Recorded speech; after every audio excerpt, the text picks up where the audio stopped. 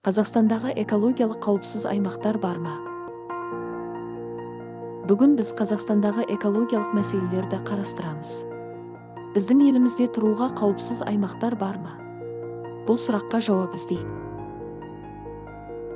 Қазақстанда экологиялық мәселелер өте көп.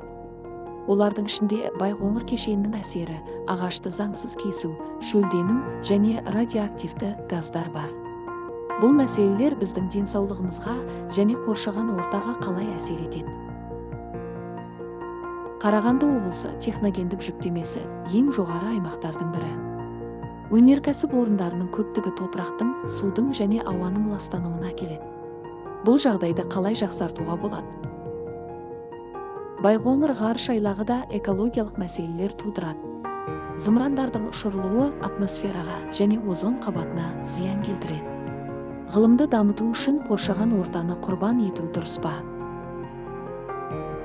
Ағашты заңсыз кесу орман алқаптарының азаюына әкеледі. Бұл жануарлардың мекен ету ортасын жойып, шөлдену процесін күшейтеді. Біз ормандарды қалай қорғай аламыз? Қазақстанның 30 аумағын радиоактивті газ радон алып жатыр. Бірақ Қазақстанда ауасы таза қалалар да бар. Орал және Көкшетау біздің еліміздің экологиялық жағдайын жақсарту үшін не істейді? Енді сендер Қазақстандағы экологиялық мәселелер туралы білесіңдер. Өз қалаңда немесе ауылыңда ағаш отырғызып, қоршаған ортаны қорғауға өз үлесіңді қос.